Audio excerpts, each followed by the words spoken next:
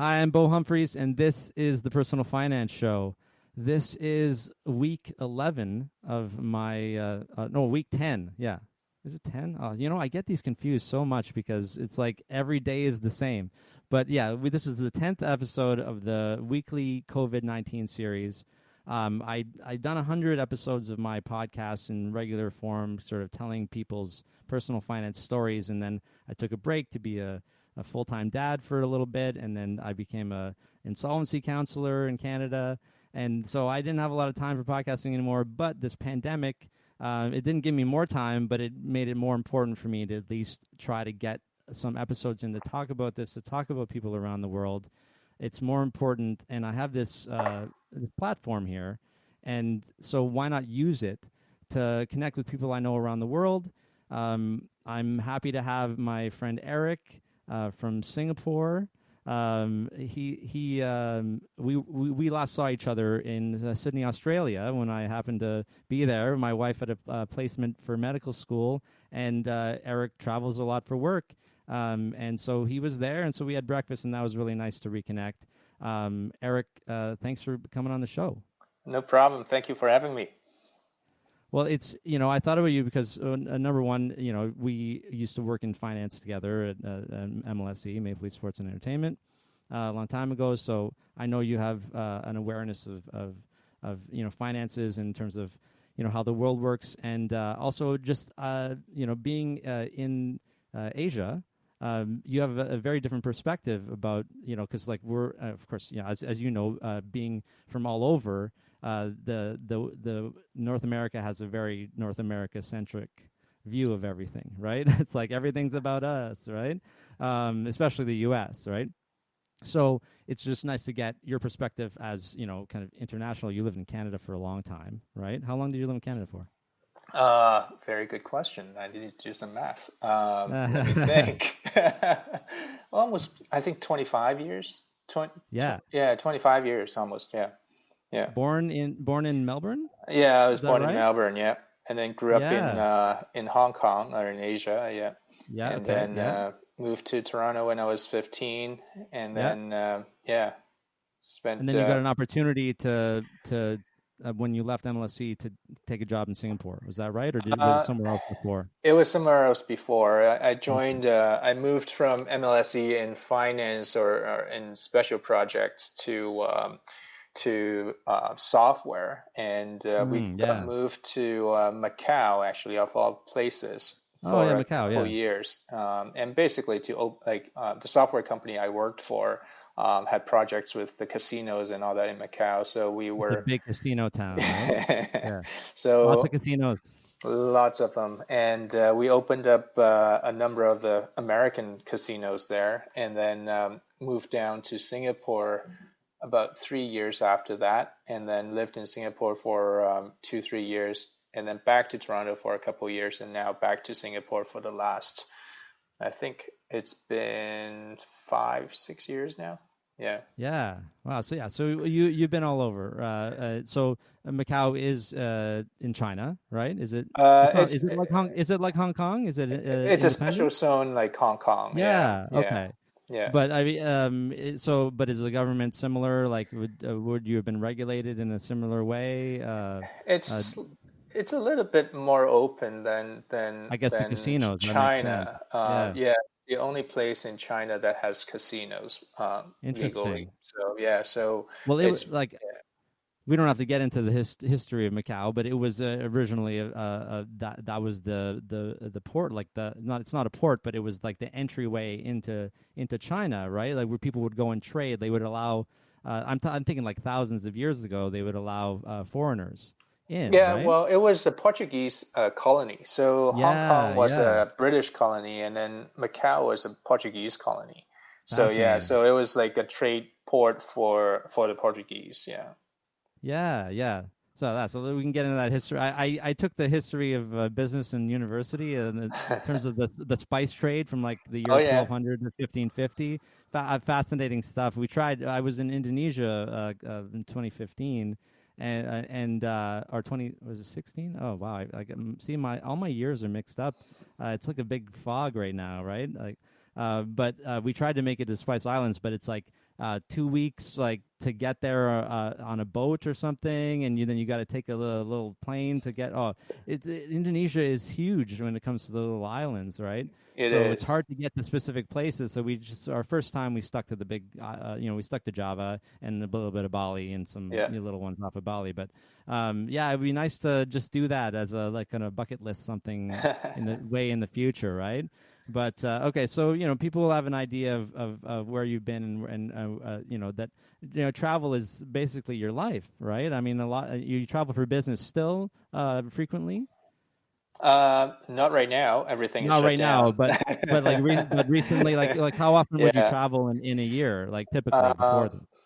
I travel almost, I would say 80-90% of the time on a weekly basis. Yeah, Throughout Asia. Like I cover a region, Asia Pacific, so north to like China, south to Australia. So yeah. pretty much every week I'm on an airplane almost. Yeah.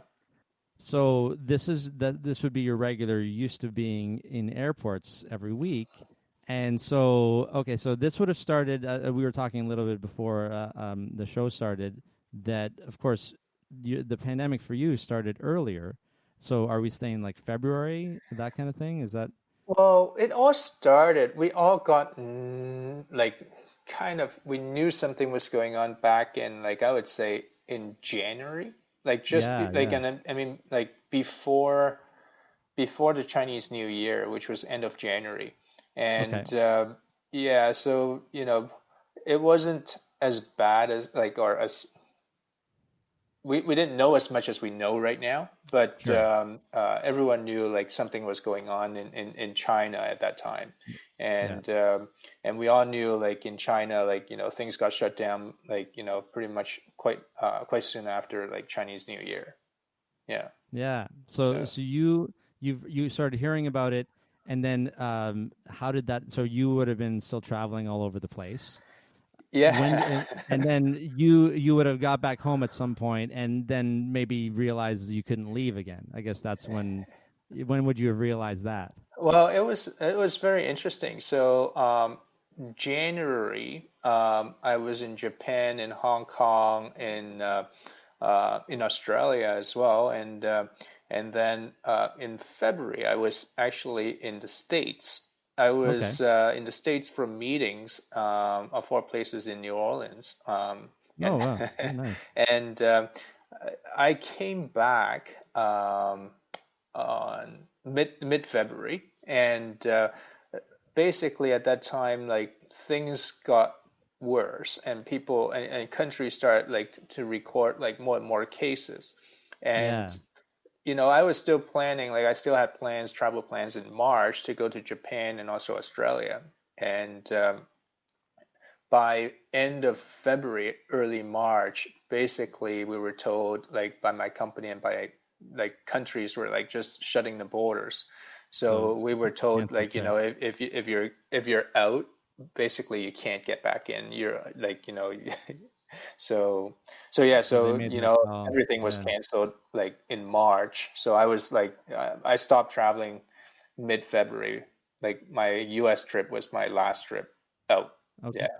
Okay. Yeah. Wow. So because of course, yeah, they have to look into the future and say, wait, is this going to change? And yeah, they wouldn't want to send you out and not be able to get you back, which has happened to some people. I don't know if anybody Do you I have? know Yeah. someone who's, well, he is a consultant, not with my Sure. company, but he's been stuck in Grenada Oh for, wow. yeah, for like the last few months because he can't get back into Singapore. Seriously. Yeah, Oh wow. yeah. Like okay. And what's the situation? Like, does he have a family to get back to or anything? Like, is Yeah, there? his family is here, but his Yeah. project was in Grenada, and basically right now, like it's just like impossible to find flights out of certain countries, right? Sure. And to have the connections and everything to come, like fly across the Pacific, it's not that easy.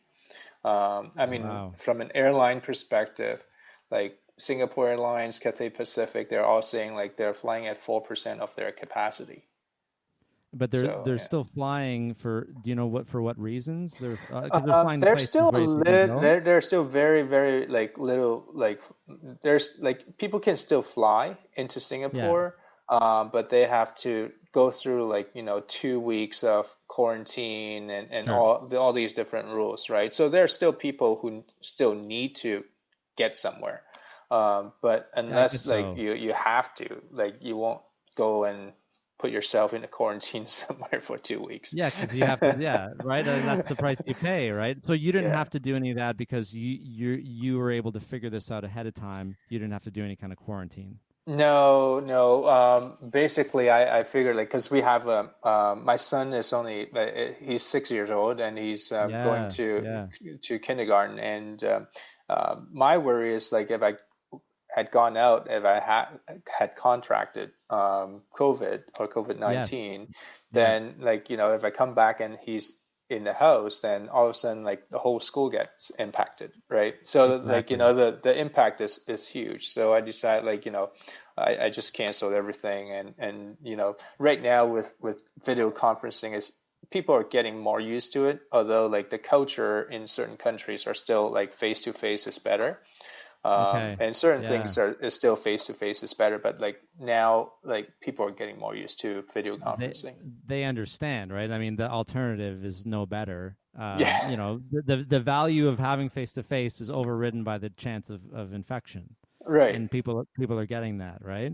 But Exactly. yeah, you brought up a good point. Like the specifically someone like you who travels around the world, is that the person who would be the carrier, right? Well, Like very likely person, right? Like because like for example, let's take New Zealand, right? They shut hmm off everybody coming in, nobody's coming in and out. Now they have no cases and no deaths or anything, right? right. They're done, right? And so that's because they were able to prevent it from coming from anywhere else. But yeah, because you've been exposed to so many different places, like me, I have not been outside of my community, and a lot that's a majority of people spend time in the community, right? Right. It's not that common to travel, especially weekly, right? hmm Yeah. So you made a good call, right? You knew like if you were the one to bring it back to your son, and then yeah, right? Yeah. Your son, right? Yeah. My Yeah, son. Yeah. yeah, Yeah. yeah. And so yeah, I mean, I'm not saying like you're you're at risk or anything. I'm just saying that's the type of person, the traveler, right? Yeah. Yeah, That's and that's it's like it can be anyone now. It's like, they've done a lot of testing, and even if you tested like negative today, tomorrow you can be positive. that's So, right. Yeah. So yeah, yeah, so do you have any line on when you might even be able to go out again? Are they talking about that? they Like, are talking a little bit. Like, I mean, there are certain countries that are trying to create what they call like a bubble in terms of yeah, like, people can travel, at least like business travelers can travel to different countries. I don't know how really? they can guarantee that, people are not carriers, to be Yeah, that's a honest. good point. Yeah, how Um, could they? but yeah, they're starting to talk about, like, I know between Australia and New Zealand, they're talking about that bubble. Sure, And that's sure. gonna, I think they're planning to have that open in July. Okay. But I don't see anything like for someone like me, like I need to travel for business, but like it's not like someone would die over it, right? It's So, not essential. Yeah. Yeah. so I mean, for me, like, yeah, I can go see my clients and see my teams in different places, but at the same time, like, you know, I can do it over video conferencing. So, it depends on like when, like, I think it'll probably be like September-ish before like things start Okay. to really get back into a little bit of normal.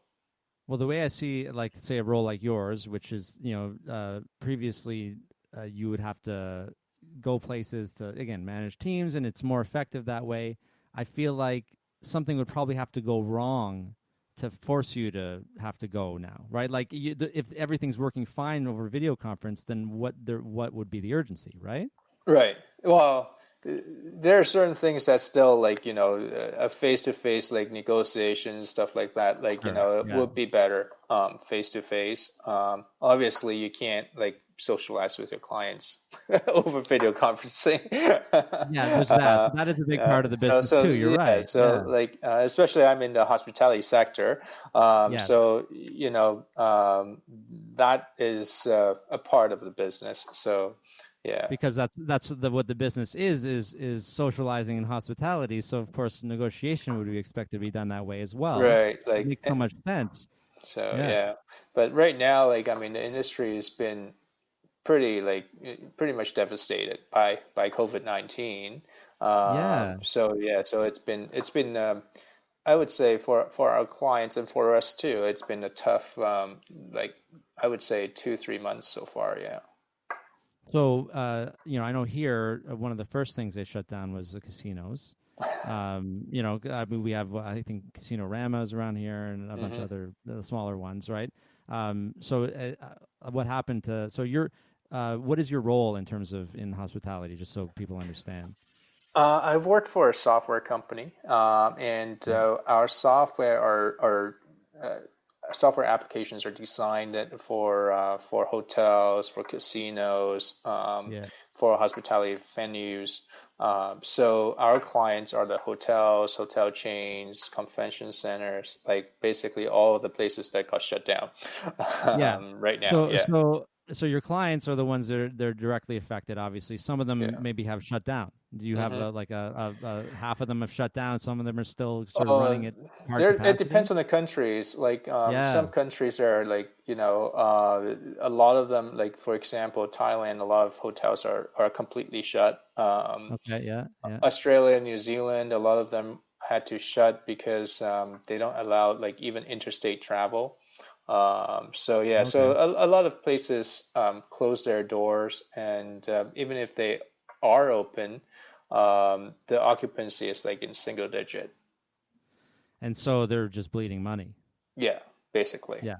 Yeah, To stay open. I to don't know if stay it would open. even Yeah. be cheaper for them to shut down because they still have some fixed overhead too, right? Well, in some cases, I think it would be like, I mean, I see Hmm. a lot of like, the fine dining restaurants here. Like, I mean, for us in Singapore, the restaurants, they can only do takeaways right Sure. now. And I mean, for the fine dining restaurants, some of them are trying to do takeaway, but, would you take a steak home and eat it, right? It's Like, a very different story. It's more about the experience, right? right. And it being right there, and they might not even want to send something home because it wouldn't really reflect the quality too, Right. right? So it's hard, Yeah. and I can't imagine like people are lining up to go take a steak home for dinner, People are figuring out how to make. I think Yeah, I saw a post from you as well, right? Where you said you typically wouldn't be making traditional Chinese food, but yeah, you yeah. took a stab at one of your favorite dishes.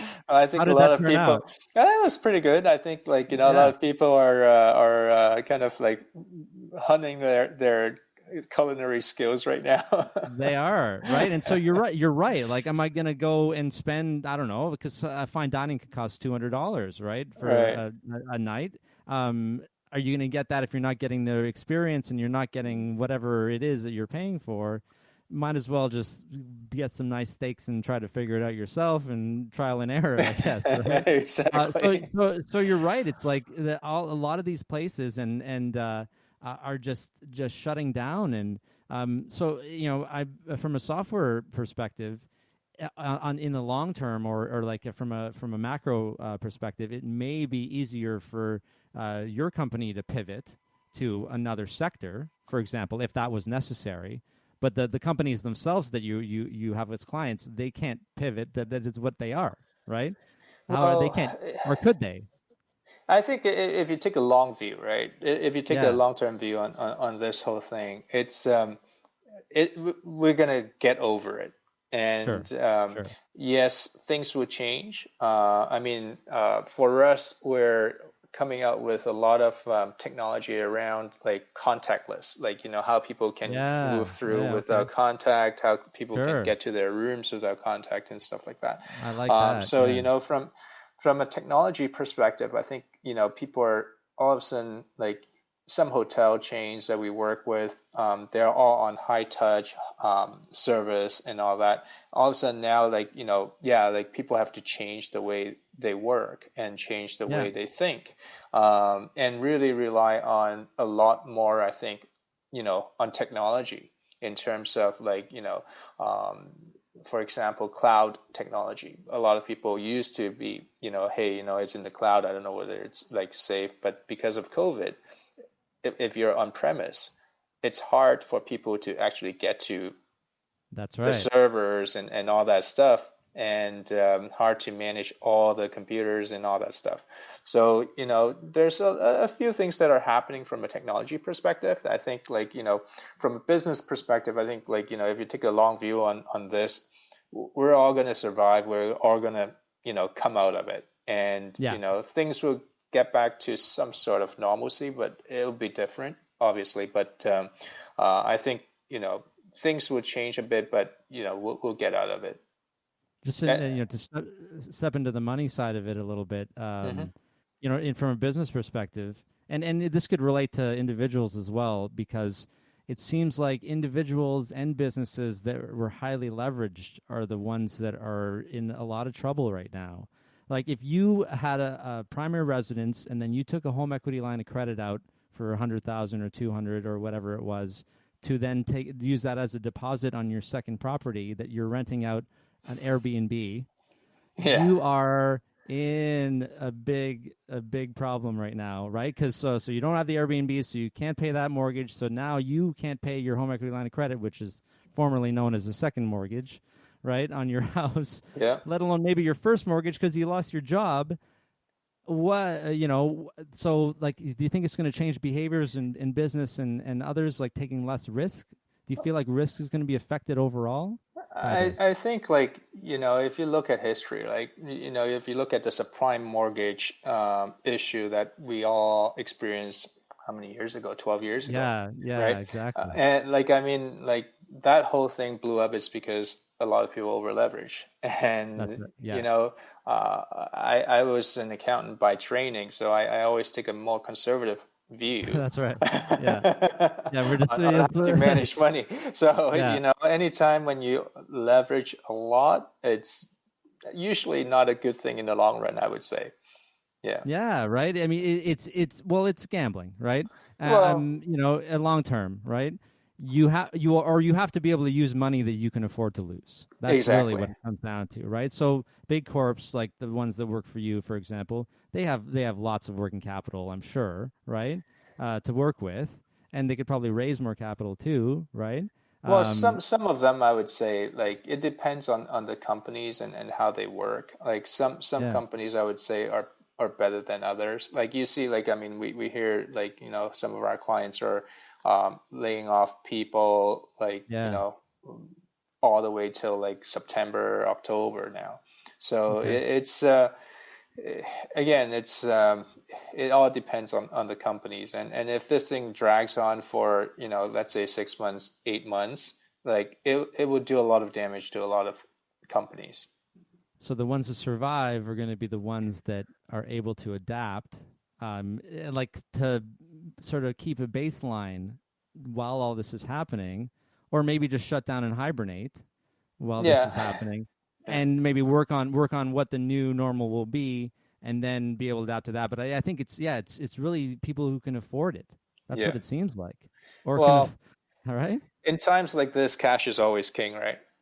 Yeah, that's what it seems like. So Yeah. do you, speaking of which, do you know, so like, how are you doing financially? Are you surviving? Are you good? Are you still getting paid and working and everything? I'm knock on wood, I'm still working, and Yeah, yeah, I mean, business wise, been like slow. yeah, Obviously, it's a lot of our clients are not talking about new projects. Probably, like, of I mean, we're course. still seeing Yeah. some recovery, some signs of recovery. Let me put it that way. It's in Okay. China, some signs of recovery in Australia, Sure. but it's still like, when you talk about like a capital project or anything like that, people don't want to fork out the cash at this particular moment, right? Because Being very cash is very king. Like, I conservative mean, right yeah, now. people want Yeah, to hold conserve on to the cash. cash. Yeah, Yeah, exactly. yeah, Whether it's company, whether it's individuals. yeah. So, I mean, I think it would take a little bit of time when people have a little bit more confidence. I think governments are trying to throw some weight behind that. Like there's a lot of subsidies, whether to individuals, to companies, in a number of countries around here, to help people really get back on. So Yeah, hopefully, yeah. how is the Singapore government? How is everyone viewing, or what are they doing? Are the programs public programs? There's a number of programs they have for Singaporeans. So for me, Yeah, it's unfortunately I'm not Singaporean, so I won't yeah. benefit from it. So are you Canadian, or where what are you Yeah, I'm identifying as? I'm I'm Yeah. Australian and Canadian. I'm dual Okay. citizen, but like Dual citizen for both. yeah. Yeah. So for Singaporeans, I think each adult in the family gets like $600, and then kids like get like $300. Like, Okay. is basically Like like one time or one a time month one or time payment, and then they okay. get like relief on power bills. They get like Sure. relief on a number of things on GST and stuff like that. Okay, So so I the think, the yeah. one time it sounds a lot like the U.S. stimulus check, the $1,200 that they gave to Mm, everybody, right. but as opposed to what we're doing in Canada, which is the five, I guess 500 a week or 2,000 every 4 weeks, right? For 16 weeks, right? Oh, wow, okay. The Canada Emergency Response Benefit, yeah. Mm, So it's 2,000 a month if you're an individual is actually, because I'm working insolvency now, is less mm-hmm, than the superintendent of bankruptcy's insolvency standard for one person, which is 2243. So 2000 is not great, right? mm-hmm, If the superintendent of bankruptcy determined that you don't have to pay surplus in bankruptcy if you make less than 2243 a mm-hmm, month, that means 2000 is not necessarily adequate for some people. But right, what they're doing across Canada is taking an average and saying, okay, it'll be good for some, but maybe not if you live in downtown Toronto, right? right. So that's the tough thing, but at least we're getting that every 4 weeks if you need it. If you're not making any money, you can make up to $1,000, I think, and still be okay. But that's not that's gross. So you're gonna have Okay. to pay Oh, tax on that later. They'll give you the of gross course. now, Yeah, so yeah. but you can pay tax later. Yeah. So I mean that doesn't seem so far off, from what Singaporeans are getting, but that's just one time. So it's just to sort of help them.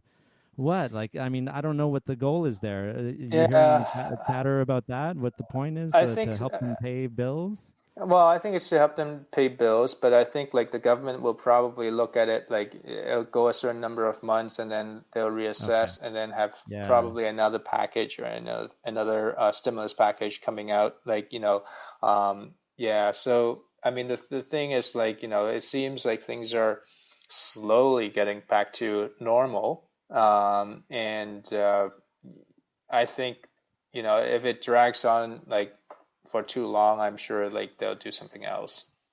Yeah. I mean, a lot of people, the only exposure they have to Singapore is Crazy Rich Asians, right? Right.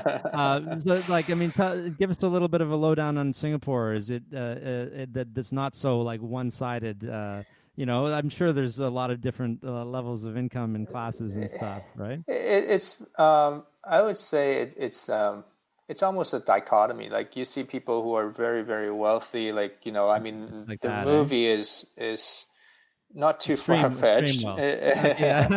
It's reality Yeah, in a way, right? Yeah. in some ways, yes. And then, like, you see, because they don't have a social network or safety net. So Oh, it's I see. like there's no like CPP, there's no like, Really? social So benefits. retirement or like anything like that? Okay, Yeah, so interesting. like, you see a lot of older folks still working, or still trying to Yeah. do Okay. work and make a living, which is kind of sad to see. Like, I mean, in Canada, we're all used to, hey, by 65 you retire, or you have a pension somewhere, RSP and all that would kick Yeah. in. Like here, like there's not so much of that. So like, the working Oh, class, like you don't like, yeah, by like you see a lot of like people who are elderly still working. Yeah. if they don't like, would a lot of them move in with their families if they had families? Is that the idea? You take care of you're Um, elderly, the housing, if you're a Singaporean? well, the housing for Singaporeans, the government actually takes care of the housing pretty well. They have Okay. these what they call HDBs, which are public government built housing, and all Singaporeans are entitled to buy, I think, one unit or something like that, and Okay. it's like a lower cost condo basically. The facilities is not so much, but it gives you Yeah. like four walls and a roof, right? That's And what, yeah, and exactly. it's usually a fraction of what people pay for a condo here. So they can have a basic job, whatever they Yeah, might be so doing they can in. afford a housing. Like yeah. Okay, so it's yeah. I mean, I don't know. Who knows what's better, right? I mean, every country has a different model, which is why I want to talk about stuff like this, right? In terms Hmm. of what they're doing to help. Um, you know, so has there been any sort of unrest or anything in Singapore like we're seeing in the U.S.? Like it's a nightmare in the U.S. right now. We were just I talking know. about that earlier. Well, unrest in Singapore, it will be squashed quite quickly. Yeah. And So how does yeah? There's a lot of strict rules and laws in Singapore. Yeah. there are, and the laws are quite severe as well. Mm. So, a lot of the times, like, there's a lot of fines. Like, people joke about Singapore being a fine city. So, there's a lot of Yeah. fines, different things Like they can chewing find. gum or something like that, Well, chewing or gum is throwing allowed throwing actually. gum on the ground, Right, throwing it on the throwing ground. gum on the ground is not a good thing. So, there's a lot of things like I mean, they had a number of people who are here on work permit on work visas, and they Yeah. didn't abide by their state because they have these stay home orders where you have to stay home for 14 days when you come back Yep. from another country, For and they sure. didn't, and they basically deported them uh, Because and how are they because monitoring? Like they just uh, caught them. yeah, they caught them. They basically they have people calling, and then they have to Oh, send a okay. text or something and indicating the location and all that. And they can Um, GPS. They could probably GPS yeah, it them was too, basically right? GPS, and so yeah, so they've deported a few. They've got a guy who's Singaporean. They ripped up his passport.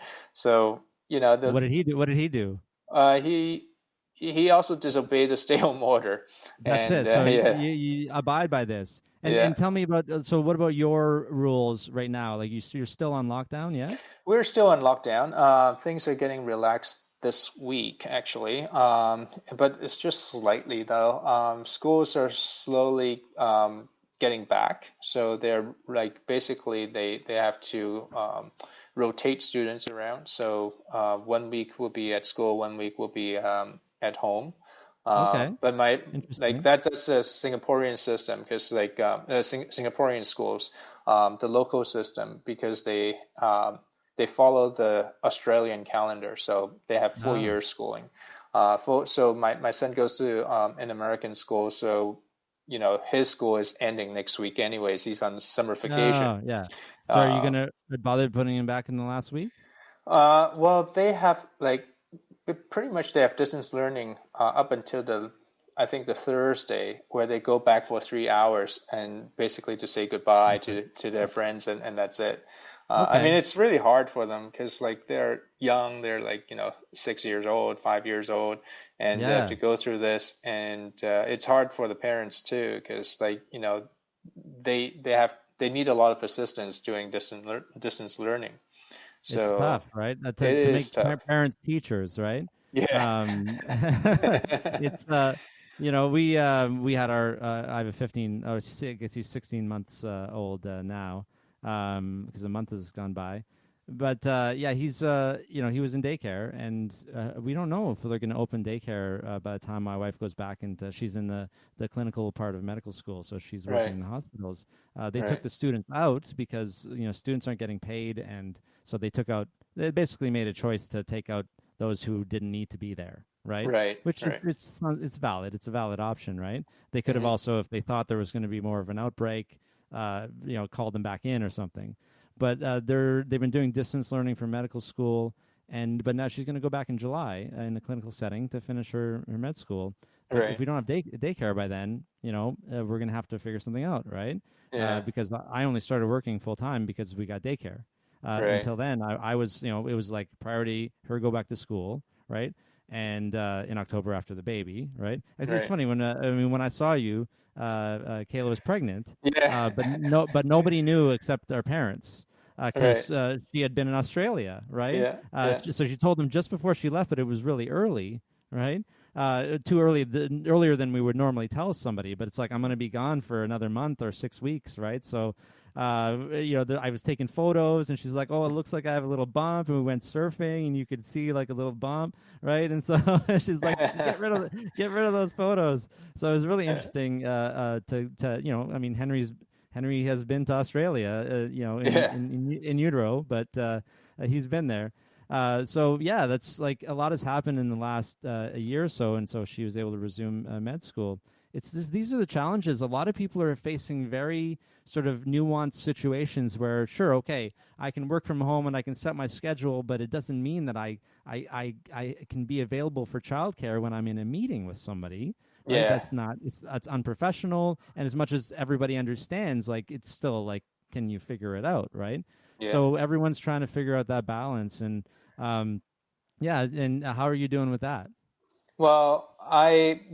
My wife luckily like runs her own business and she has a lot more flexibility. Like I pretty much like I still work like, the normal hours and Yeah, all whatever that. your hours are. Yeah, Yeah. But I mean, there are times like, of course, like, they're kids and they'll stick their head in like, during yeah, conference calls and whatnot. that's right.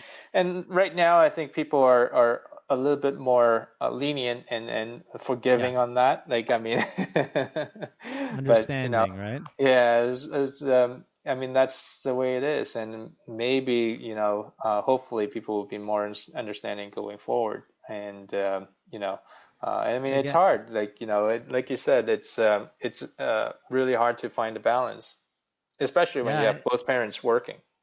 yeah, both parents working, and yeah, if the kids, if they need either constant attention or constant activity, and then of course it seems like there's more eating than ever there was, right? It's like what happened before, right? How do we have to run the dishwasher like three times a day? So things like that because we're not used to being at home all day, right? Yeah, yeah, But like you said, in Singapore, they're giving a break on say, I'm going to call it hydro because we're yeah. Canadians, right? But the we also have the time of use rules have been taken away, so it's always at the lowest rate now, right? Oh, that's good. Yeah, it's an Ontario thing. I don't know if it's across the board, but Hmm. so they decided to keep that way, which is good because yeah, we're not going to wait until 5 o'clock to do the thing Yeah. because people are at home all day. We got to run, so give us a little break. That's kind of nice. A little bit of a subsidy there, I guess, right? Right. And they gave a double up on the HST, GST credit, things like that, and a little more child tax benefit to extra $300 per kid, just one time, just Right. similar to the benefits you were talking about. Some one-time benefits for seniors, maybe things like that. Like they're just throwing out all these new ideas, right, as they go. However they feel they can help. A lot of Yeah. people are still falling through the cracks, though, as usual, right? Not everybody's fitting into these categories. If you make $1,200 a month, you can't apply for the benefit, right? Mm. But now you only have $1,200 a month. So what Right. do you quit that whatever job that was, or do And you go. say, right? Like what? It's like it's really hard to make these choices. So a lot of people are just trying to survive, and we're those of us who have jobs and are able to work and have savings. I'd like to acknowledge the privilege there. We're very very lucky, Yeah. right, to Yeah. and be in that situation. And let's hope that this thing will be over hopefully very soon, and things will kind of go back to a new normal or go back to as close as normal as we can, right? Yeah, it's good. I think that's a good way to say it. Is close to normal. I think we're Yeah. you figure out how to pivot if you have to. If you're in an industry that's not coming back, it might be a while before people can get tattoos, or maybe they're going to be having really different new technology for tattoos. Maybe it's going to be lasers instead, right? And you're just sitting on the other side and you're a computer tattoo Yeah. artist, right? Like these kinds of pivots are the things that I think about. Like you said, right? Everything's going to turn contactless. Anybody who's been resisting in your industry is not going to resist now because they really don't have much of a choice. Yeah. And that's so anybody and somebody mentioned to me in a couple episodes ago about how if people wanted to work from home but they weren't able to convince their boss of giving them a trial to see Mm. if it would be effective. Well, this is the trial. This is Yeah. it. Yeah. So now they can make a case for, okay, now I want to work from home all the time or work from home some of the time. So there's a lot of it's just everything's changing, but it doesn't all have to be for the negative. And it's good to have that optimism. Yeah, let's hope it all comes back. But Yep. thanks for talking to me about all this today. I Hey, really thanks for having enjoyed me. the conversation. Right, it's really good. I always try to have people on that I've had conversations with before, so I know that they can talk about things, right? Because otherwise it's just like if there was like dead air on the other side, it'd be tough. So I'm glad that I remembered correctly that we had a good conversation in Australia, and of course years ago when we worked together as well. But so Hey, yeah, I mean, thanks so much, and take care of your family and yourself in Singapore. Okay, thank you. You too. And good to see you. Let me know when you come out again. I will. I hope that I can, and we will. I would like to come to Singapore for sure. But Okay. anywhere where you are, I'll let you know in that area of town. Next week, I don't. Yeah, actually, I do know who's next. Who is on next week? My friend Kara Perez. She is in Austin, Texas, and she just put on this fantastic online financial feminist summit, and it was great. And she is an events person. Her whole life is events. And so you can imagine how this pandemic has affected her, but she pivoted and did this online conference, and it was great. And so we're going to talk about how that went and how people who are used to working in live events, how are they going to adapt to this, and what you can do, what you can like. You don't necessarily have to pivot completely, but it's the concept of either sitting and waiting or doing something, and how to choose that. So until then, I'm Bo Humphreys. This is the Personal Finance Show. I'll see you next week.